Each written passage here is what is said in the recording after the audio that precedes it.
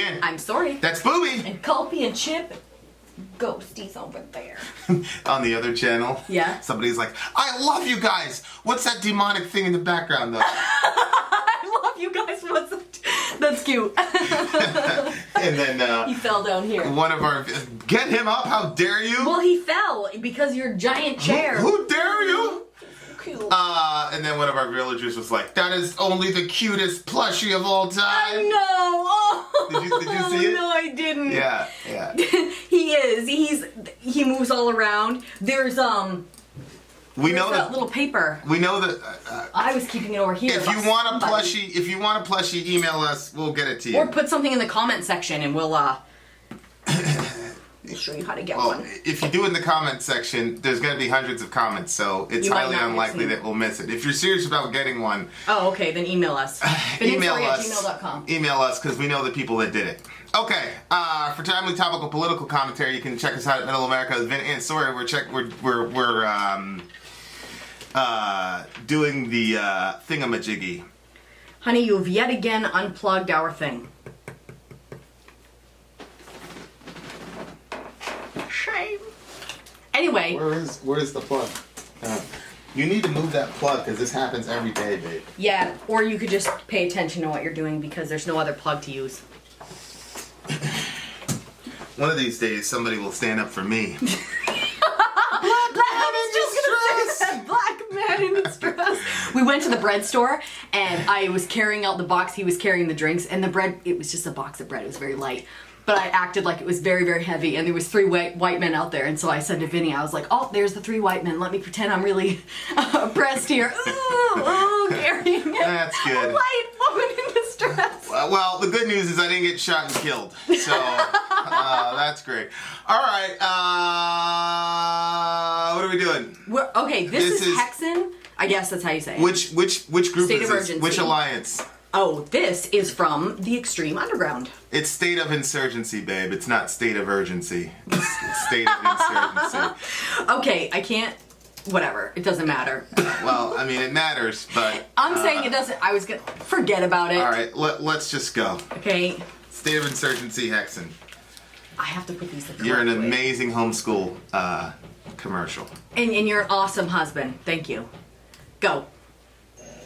Terminate. Ah! I guess that's my problem too, huh? Obviously, babe. I wouldn't do something like that. Uh-huh. Look out. Here comes the noise. And... Go. Terminate. With extreme prejudice. Whoa! Got right in.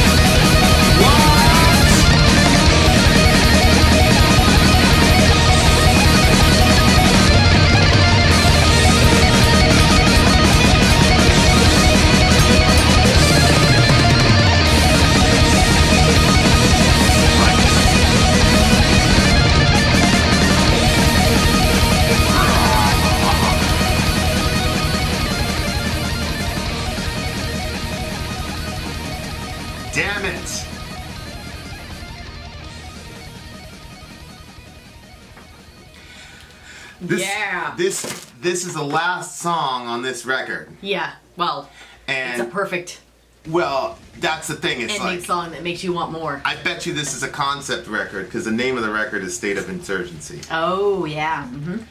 And I thought they mixed musically and the topic of the lyrics perfectly. Right, because it felt like the sound. Because you're right. Like sometimes, like the what they're saying in the lyrics doesn't match what you're hearing sonically. No. Like, yeah. But this sounds like some like doom. Like I was imagining.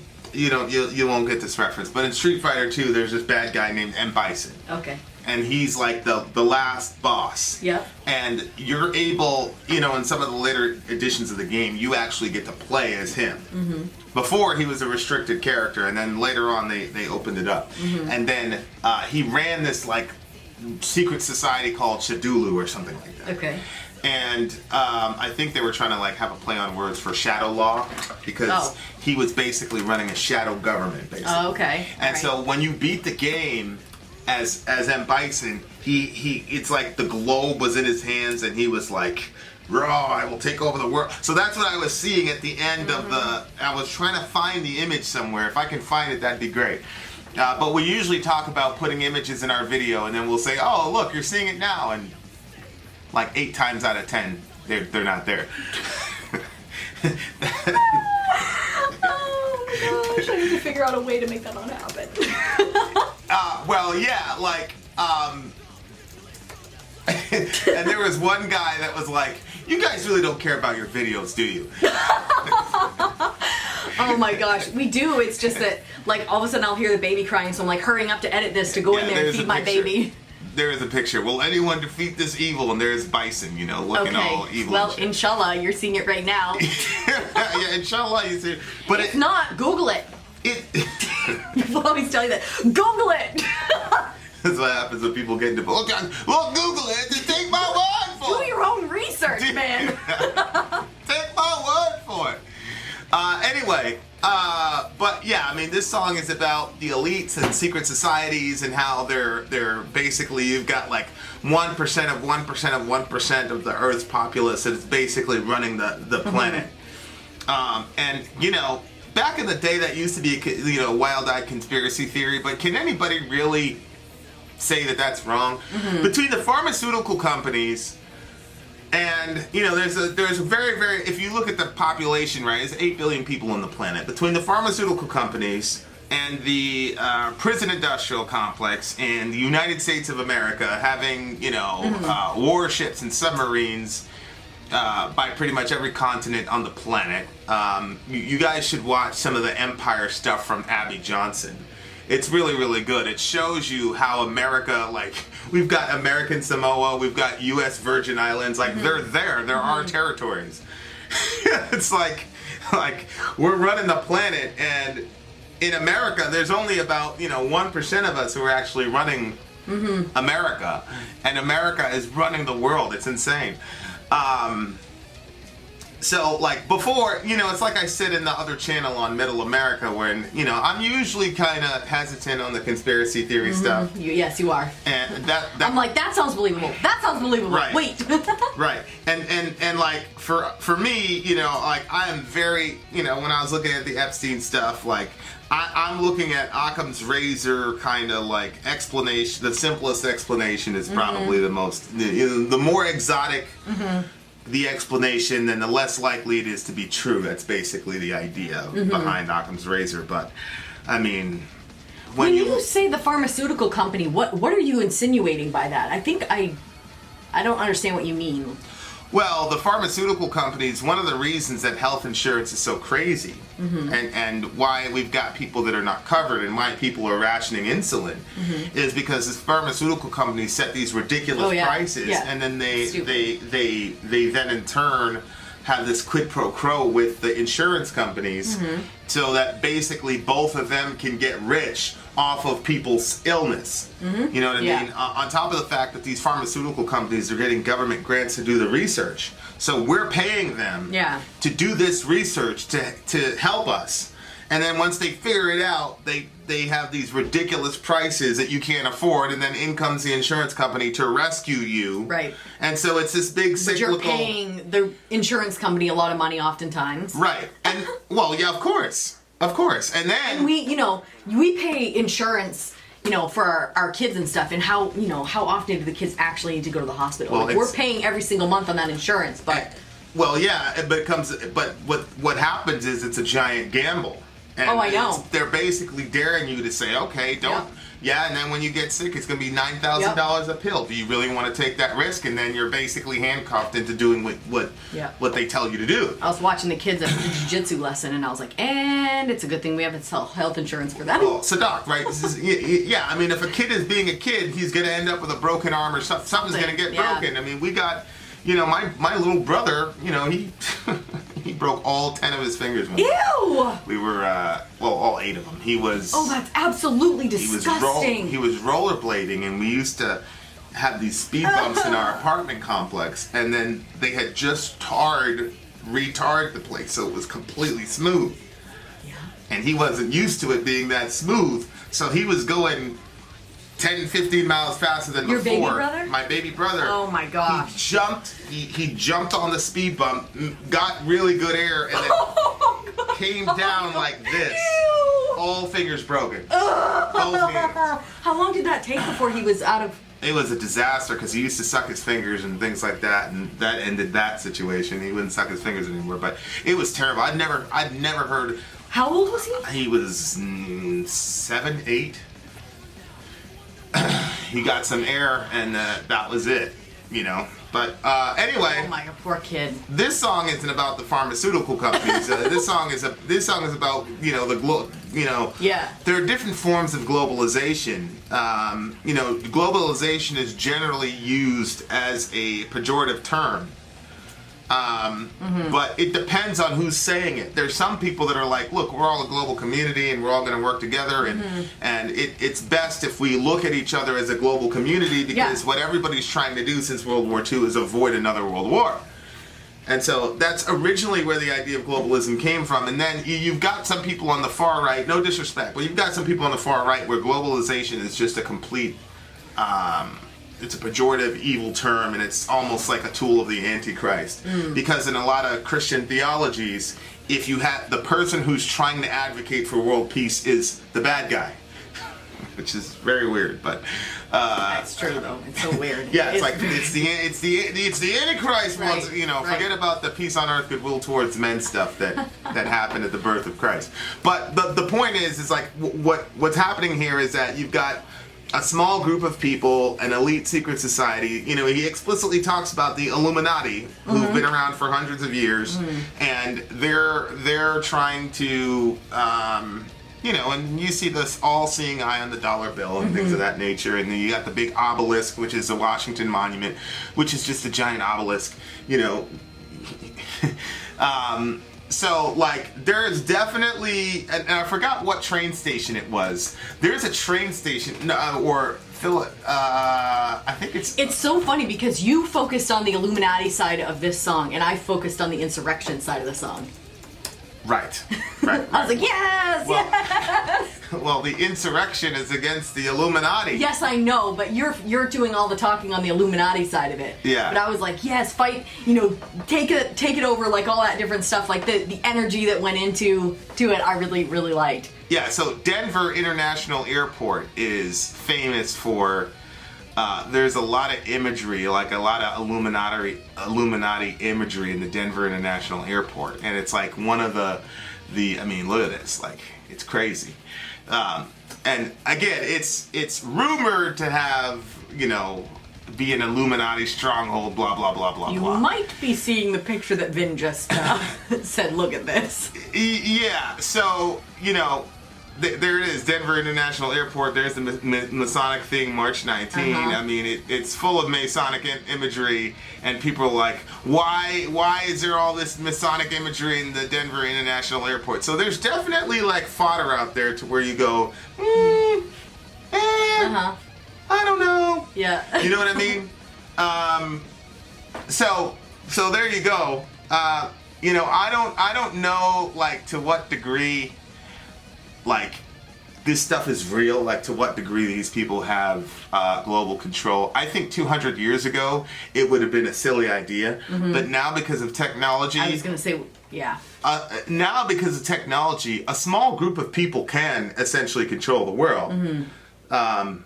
Especially, they had that guy from the CIA, retired CIA guy on the Joe Rogan show. Yeah. And they were talking about technology, and he was talking about how... Rogan says a lot of people say if we have internet on our phones and things like that, then the government has, technology that's 5 generations ahead. He goes, how real is that? And the guy goes, yeah. And we saw it yesterday with the face melding technology. Oh, that was weird. Where the dude looked like Tom Cruise, and you were like, whoa, he's doing a really good Tom Cruise. He wasn't doing a Tom. I mean, it was this face melding technology, and you couldn't tell the difference. And that everybody was commenting like, yo, that's not cool. Because there's a lot of damage that can be done with that type of technology. So it can influence you to do a lot of things, you know what I mean? Like, Well, it's crazy because it would make it so that way, like when you're trying to do research on things and you say, okay, here she is saying blah, blah, blah. Right. Like, people can make it so you're saying anything. Right. And then it creates all this deniability. Because now I can say, nah, I didn't. If I make a gaffe on TV or something, I can say, nah, that wasn't me. God. Like it's crazy. It's where we're going. Like we're hitting. Hitting this point where the people with access to that type of technology and I mean, just look at how powerful. Yeah. And now this is written in 2008, so he doesn't have the big tech to deal with. So we know big pharma is a problem. We know the Insurgency is a company, but big tech is, Google and YouTube basically are the same company, and both of those are the two most utilized search engines in the world. Oh, yeah. A lot of people don't know that about YouTube, but YouTube is the second highest search engine in the world, only second to Google, which Google owns both. So, like, they've got tremendous, like, the most people right now are getting their news from YouTube. Like, I have people in our other channels saying, this is where I watch news. Oh, yeah. And it's, some of it is because we're attempting to, as much as humanly possible, trying to be as accurate and balanced as possible. But, I mean, it's no joke. Like, I know. I mean, the way that big tech influences people's perceptions and things like that are insane. So, and I've said before, like, I feel like the elements, we've got some elements in the media right now who I'm convinced I've seen, I said in like 2 or 3 weeks ago, I've seen this before. What? Well, it's before you go and, Arab Spring and things like that, before you go and mess with another nation's democracy, it's psychological operations. Oh, yes, So you foment all this extremist discord. Yeah. You have elements on both sides who then bifurcate the people. So now that they're divided, and then you send in a jawbreaker team or a green berets really to go arm and train these people. And then blah. I mean, that's how you do it. And so like that's the template. And I look at what's happening in America, and I'm like, I know. Wait a second. As I said, like I've seen this before. Yeah. So I mean, everything I just said is open source. I'm not saying anything that's privileged information, but it's crazy. So like these guys, they don't even know how bad it is in 2008. You know what I mean? Right. Exactly. So it's really crazy. And then ostracized victim of a thinking mind turned enemy of the state. Yep. And that's what happens. If you use your own mind to think, you do get ostracized, Well, I mean, I do it. If somebody is a wild-eyed conspiracy theorist, like for example, we had one of my buddies who almost disagrees with me on everything. Nathan, he's in the Village. So as soon as Epstein died, he was like, bullshit, blah, blah, blah. I'm like, here we go. Here's Mr. Conspiracy. Here we go. That's what I was thinking. I was like, this freaking guy. Well, he doesn't look so crazy right now. See what I'm saying? Mm-hmm. So it's like, you immediately, the minute that you don't buy what the media is selling, then all of a sudden, you're crazy. Yep. So, and then when the media, this was, I know that. You know, Tim Pool brought this up. He was like, for 3 years, these people were telling us this ridiculous conspiracy theory about Russia. Mm-hmm. And 3 years, and Russia, all these crazy things, and Rachel Maddow saying that the Russians are going to freeze us out in Fargo. Lady, please. But Epstein dies in these strange circumstances, and all of them across the board are saying, "Oh yeah, that's buy that." Like, wait a second here. You have one ridiculously incredible, and I mean that in the most literal sense, incredible, not able to pass any level of credulity. You got that conspiracy theory you were pitching on us for 3 years, and it was stupid. You were doing the Steele dossier thing. Ridiculous. But Epstein dies under extremely strange circumstances, and all of you are saying the same thing about it. It's a suicide. It's just very suspicious. Very, very, very suspicious. I don't know. I don't know. Like Jimmy Dore talks about George Stephanopoulos when he was talking about... It wasn't Stephanopoulos. It was... I forgot the guy's name, Donahue. And Donahue was speaking out against going to war or something like that. MSNBC fired him. Like, it's just crazy, crazy stuff. And even like Tulsi Gabbard. Tulsi Gabbard was questioning the CIA's statement that Bashar al-Assad gassed his own people. Uh-huh. And she was like, and all, especially in MSNBC, they keep saying, well, why are you questioning that? And you're an apologist for Bashar al-Assad, da-da-da. So because she didn't go along with what the agency said, the CIA said about Bashar al-Assad, now all of a sudden she's an Assad apologist, and they're trying to marginalize her into some crazy conspiracy theorist. And her response is, hello, this is the same agency that told us there were WMDs in Iraq. And now this agency is telling us that this man is using WMDs as a precursor to going to war against him or fueling the insurgency against him, which, by the way, is Al-Qaeda and Jabhat al-Nusra and ISIS, by the way. You idiots. And she's actually gone over there and put blood on the ground. She's actually gone over there as a medic, which means she's seen the absolute worst of the human cost of these needless, as she says, regime change wars. Jeez.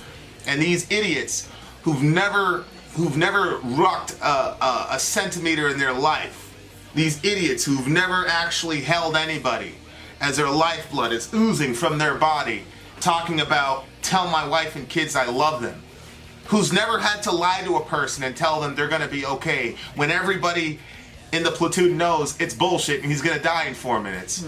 These people have the audacity to tell her that she's an Assad apologist. No, she just doesn't buy the CIA party line that brings us into these needless wars. Have you done any Bay of Pigs? Have you heard any of this? You morons. But you see, they're part of the media industrial complex, which feeds into the war machine that America is and the expansion of the empire. Yeah.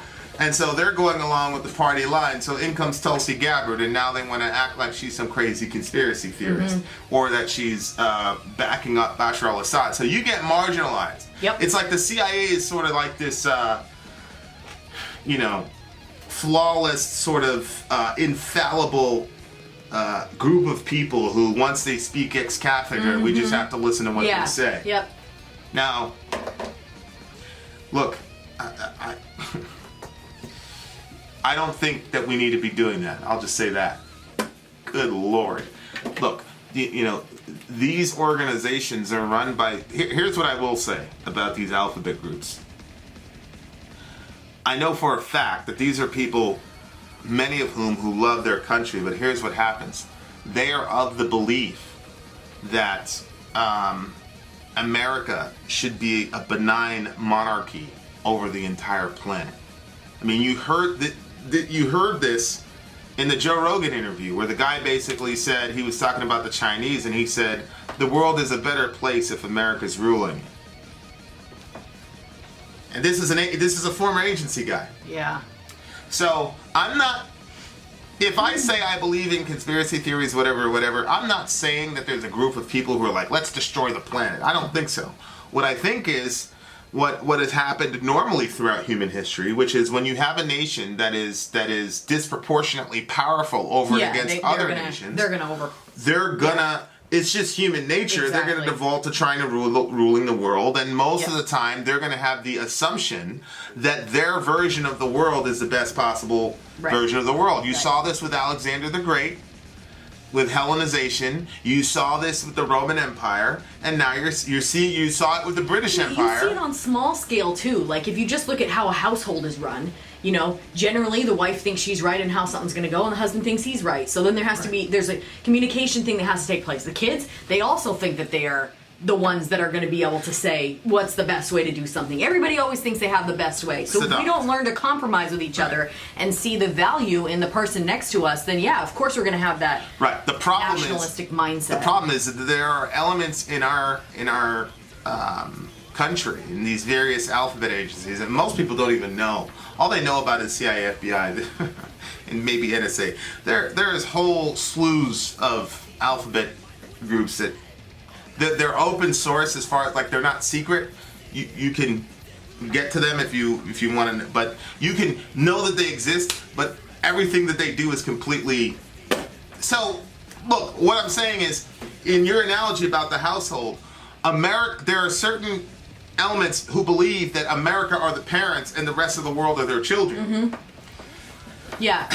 And so they believe, they'll say like, hey, we're not perfect, but we're the best hope of the world. And you hear that, you even heard that in the Democratic debates last time, when I forgot who said it, but we're the last best hope of the world, and da-da-da-da, and Trump is terrible, yada yada. I'm like, what are you talking about, we're the last best hope of the world? Who's been nuking people into oblivion? It's not the Iranians. We're the last best hope of the world. Okay. And by the way, this is somebody who loves America and has paid some heavy prices for this country, but it's some pretty crazy stuff. So, like, this is talking about a mass insurrection, right? Like, target the Illuminati, destroy the manipulation. And I just think with the advent of technology that we've passed a tipping point. We probably passed that tipping point about 40 years ago, to be honest with you. Wow. I just don't think that there is a way that common people can ever wrest back control of their government. Because again, 200, 300 years ago, it was like, oh, the common people always outnumber the leadership. The elite. And so, it says in the song, the elite. Right, and that was kind of some of the concept of the Second Amendment, is that if you had an armed citizenry, then it functions as a sort of a fourth offices of checks and balances, you know, because you had the judicial, executive, et cetera. But the idea was the citizenry was to be another branch of government that kept the other branches of government in check. Yeah. That was the theory.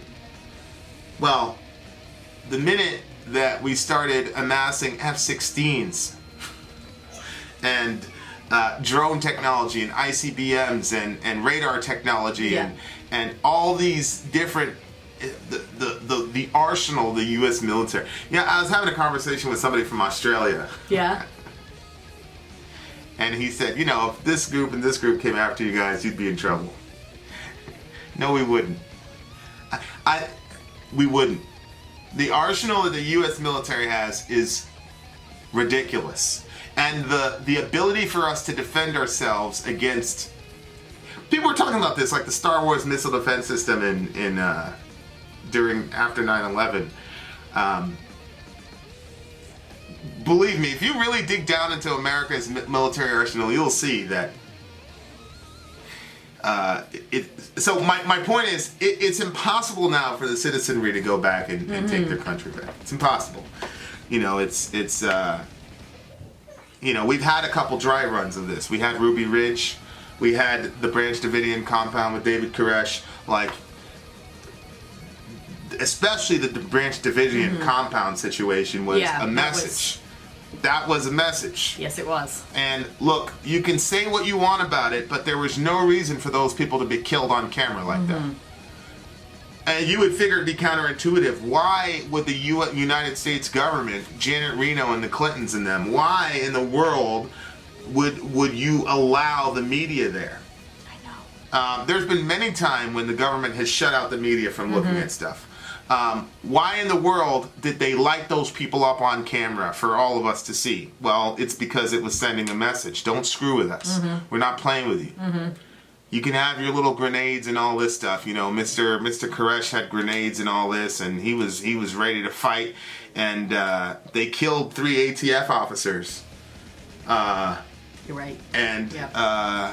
And then they all got blasted into eternity, burned alive, died in horrible ways on camera for us to see. Some people made it, right? Oh yeah, a couple people. Can you yeah, imagine, people made it like, out. even though the surroundings of that situation, like, I don't agree with what was going on at that location. Right. But still, you're around these people day in, day out, like they become part of your family. Oh, 100%. And to see all of them just massacred like that must be so traumatic. Died in a fire. It's pretty traumatic. I mean, you can't get more traumatic than seeing your friends dying in a fire and hearing the screams. And smoke inhalation and all the rest of it. And they did that.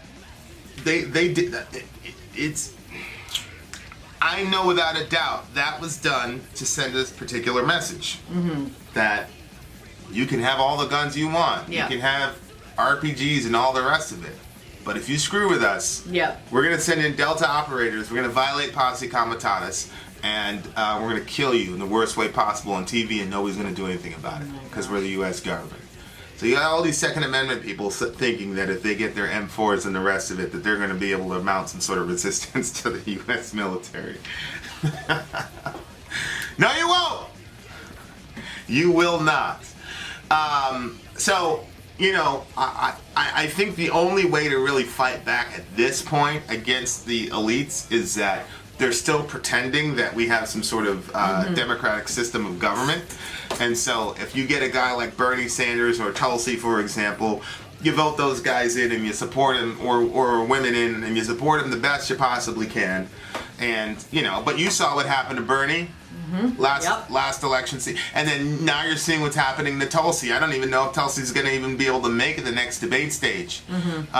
Even though she's wildly popular among conservatives. Now think about this. If you were in the DNC, wouldn't you want a candidate? Be a smart way to do it. Wouldn't you want a candidate that could bring people across the aisle? Let's switch parties. She's been on Tucker Carlson's show on numerous occasions.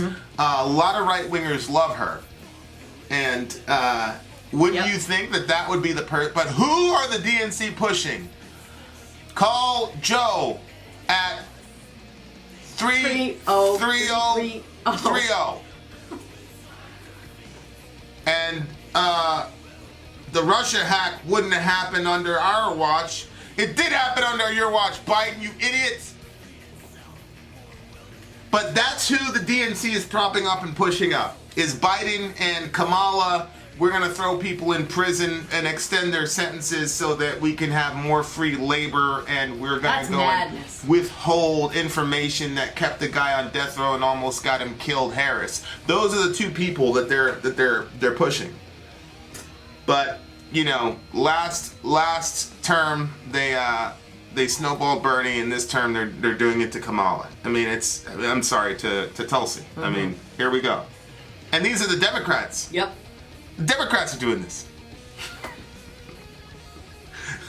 That's okay. That's okay. We'll just blame Russia again. Russia, which is like 4% of California's GDP, is doing this. Every time they bring that up, honest to goodness, I feel offended for the American people. Yeah. I feel like they're saying, you all are friggin' idiots. You guys are morons. And so all we have to do is bring up this Russia thing, and you're all going to take it, hook, line, and sinker. Well, somebody from... It's offensive. Somebody from MSNBC, I didn't put this in our thingamajiggy because it was too silly. One of the main reporters, he's a blue checkmark guy, said, "Oh, Epstein dies in a cell. This looks very..." and then ... Russian. No! That's the same. That's the same thing they did to Kamala after the takedown of Kamala Harris. They were saying that Tulsi is also a Russian asset. I mean, these people are. They have no respect for us whatsoever. No. Nor should they. What have we done to show Why them? should they try harder to lie to us when we're so easy to fool? Right. I wouldn't. It's too much resources, man. Right. Really, really good song.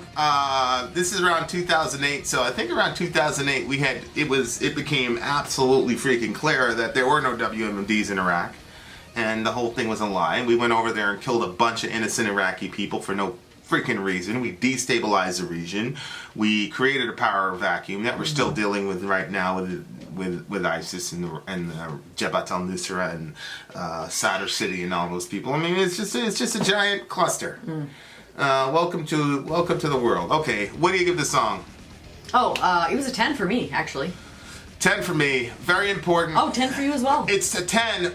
It's a 9. Yes, but 10. But it's a 10 for the simple reason that the song is more relevant Yes. now than it was when the dude wrote it. That's exactly how I feel. Yep. And that, that's where the musicians become prophets in your culture, and you better listen to them. Because it's kind of like the last form of communication that hasn't been soiled by the people that we've just been talking about for the last half an hour. So there you go. Vin out. Sori out. Gone. Mass conditions the media to believe they're foolproof lies. My thoughts to enlighten, bring the system to an